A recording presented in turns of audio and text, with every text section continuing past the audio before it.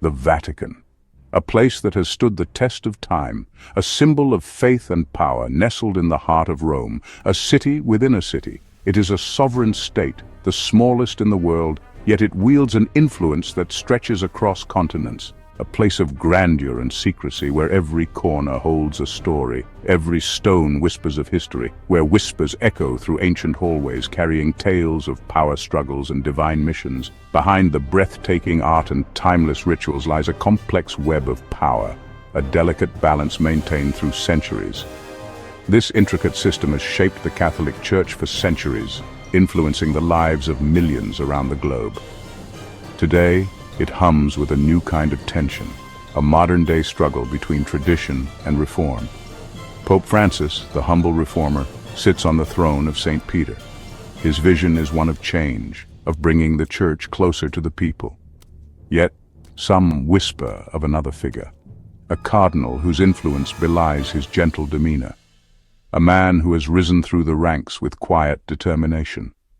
Cardinal Luis Antonio Tagle, once a parish priest in the Philippines, has become a force to be reckoned with within the Vatican walls. His journey is one of faith and strategy. Their relationship is complex, a tapestry of shared vision and subtle differences. Together, they navigate the turbulent waters of church politics. Francis, the revolutionary, seeks to reshape the Church's image, emphasizing compassion and inclusivity. He reaches out to the marginalized, the forgotten. Tagle, the strategist, navigates the Vatican's intricate machinery, building bridges and fostering alliances. His approach is one of diplomacy and careful planning. Is Cardinal Tagle more influential than Pope Francis? The question itself seems almost heretical, yet it lingers in the minds of many. The question itself seems almost heretical, yet it reflects the shifting sands of power within the Catholic Church, a dynamic that is constantly evolving.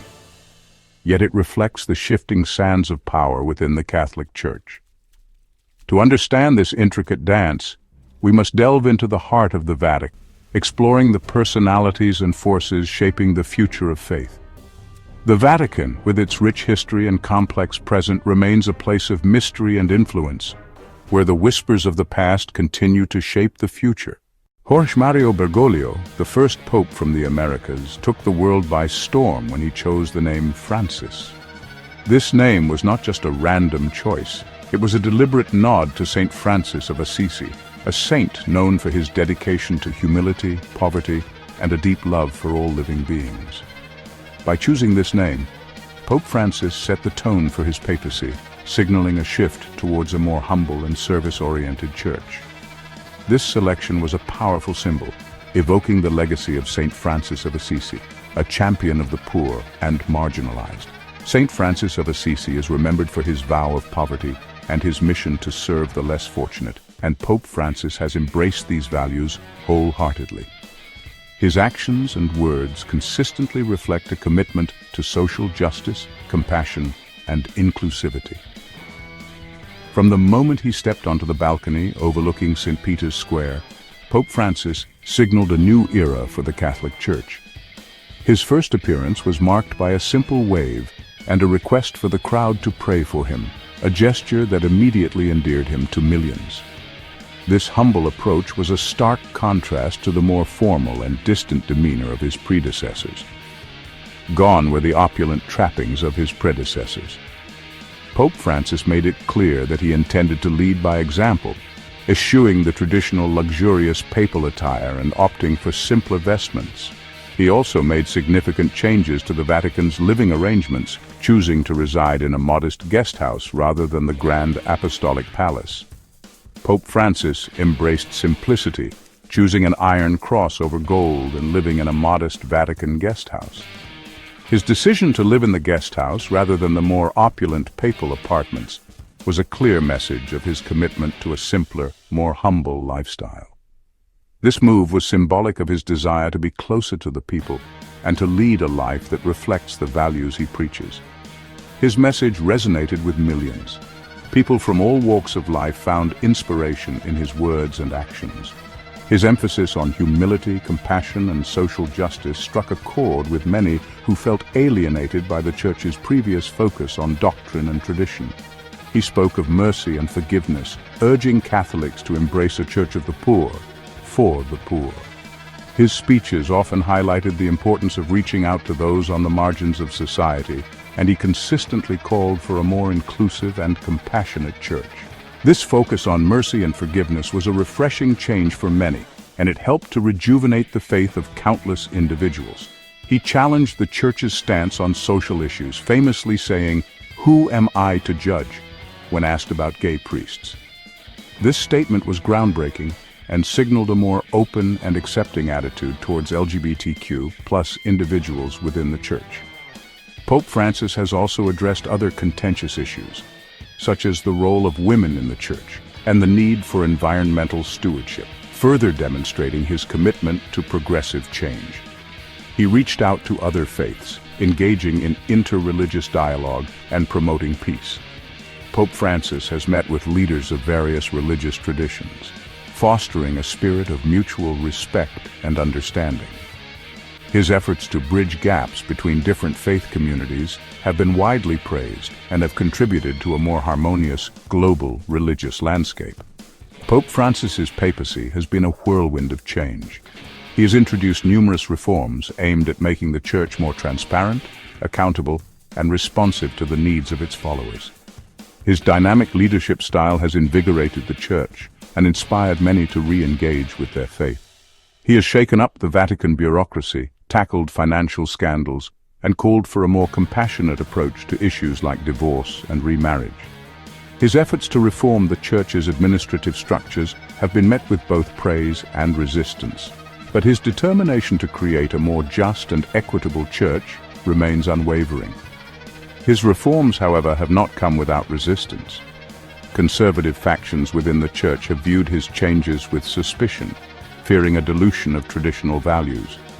These groups have been vocal in their opposition, creating a significant internal conflict within the Church.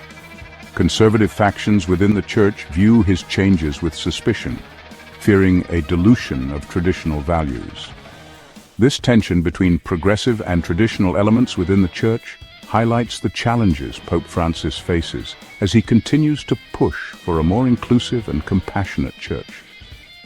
Despite the resistance, his vision for a reformed Church remains a beacon of hope for many. The Vatican is a unique entity, both a spiritual center and a sovereign state. At its helm sits the Pope, considered the successor of St. Peter and the Vicar of Christ on earth. His authority is absolute, extending to matters of faith, morals, and church governance. The College of Cardinals acts as an advisory body to the Pope and elects his successor upon his death or resignation. Cardinals, appointed by the Pope himself, hold significant influence. They lead key Vatican departments and serve as his representatives worldwide. Beneath this top tier lies a complex hierarchy of archbishops, bishops, priests, and lay officials, each playing a role in the Church's administration. The Roman Curia, the Vatican's governing body, is responsible for the day-to-day operations of the Church, from financial matters to doctrinal issues. Navigating this intricate system requires a unique blend of spiritual authority, political acumen, and diplomatic finesse. While the Pope holds ultimate power, his ability to enact change relies on building consensus, forging alliances, and navigating the often murky waters of Vatican politics. Pope Francis's papacy has been marked by a series of bold reforms aimed at modernizing the Church and making it more relevant in the 21st century. From the very beginning of his tenure, he has shown a willingness to challenge long-standing traditions and address issues that have long been considered taboo within the Church. His approach has been both revolutionary and controversial, sparking debates and discussions not just within the Vatican, but across the global Catholic community. He has sought to decentralize power, giving more authority to local bishops and encouraging a more collaborative approach to decision-making. This move is seen as an effort to make the Church more responsive to the needs of its followers, allowing for a diversity of voices and perspectives to be heard. By empowering local leaders, Pope Francis hopes to create a more dynamic and adaptable institution that can better serve its global congregation. His focus on social justice issues, such as poverty, inequality, and climate change, has earned him praise from many quarters, but also drawn criticism from some who accuse him of being too political. Pope Francis has consistently emphasized the Church's moral responsibility to advocate for the marginalized and vulnerable, urging Catholics to take an active role in addressing these pressing global challenges. His encyclicals and public statements often highlight the interconnectedness of social, economic, and environmental issues, calling for a holistic approach to justice and sustainability. His efforts to address clerical sexual abuse, while lauded by victims groups, have exposed deep divisions within the Church and faced resistance from those who prioritize protecting the institution's reputation. Pope Francis has implemented new protocols and established commissions to investigate and prevent abuse, demonstrating a commitment to transparency and accountability. However, these measures have also revealed the extent of the crisis and the challenges of enacting meaningful change within an institution that has historically been resistant to scrutiny.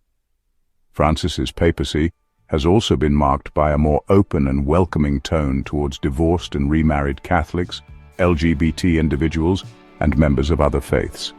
He has called for a more inclusive church that embraces all people, regardless of their life circumstances or backgrounds. This inclusive approach has been reflected in his pastoral initiatives and public gestures, such as his famous statement, "Who am I to judge?" regarding LGBT individuals. By fostering a culture of compassion and understanding, Pope Francis aims to bridge divides and promote unity within the Church and beyond. This shift in emphasis has been welcomed by many as a sign of progress, but viewed with suspicion by some traditionalists who fear a watering down of Catholic doctrine. The tension between progressive and conservative factions within the Church has become more pronounced, with debates over issues such as the role of women, the interpretation of Scripture, and the nature of the sacraments. These internal conflicts reflect broader societal changes and the ongoing struggle to balance tradition with modernity. The Church under Pope Francis is a church in flux, grappling with internal divisions and external challenges. The global landscape is rapidly changing, and the Church must navigate a complex array of issues, from secularization and declining membership in some regions to the rise of religious extremism and interfaith tensions. Pope Francis's leadership is characterized by a willingness to engage with these challenges head-on, seeking to find common ground and build bridges in an increasingly polarized world. His reforms have sparked both hope and resistance, creating a climate of uncertainty and anticipation. Many Catholics are optimistic about the potential for positive change and the renewal of the Church's mission in the modern world. However, there is also a sense of unease and apprehension about the future, as the outcomes of these reforms remain uncertain. The path forward is fraught with challenges, but it is also filled with opportunities for growth and transformation. The question remains: how deep and lasting will these changes be? As Pope Francis continues to lead the Church through this period of transition, the impact of his reforms will be closely watched by both supporters and critics. The legacy of his papacy will ultimately be determined by the extent to which these changes take root and shape the future of the Catholic Church. Only time will tell whether this era of transformation will lead to a more vibrant and resilient institution, capable of meeting the needs of its followers in an ever-evolving world.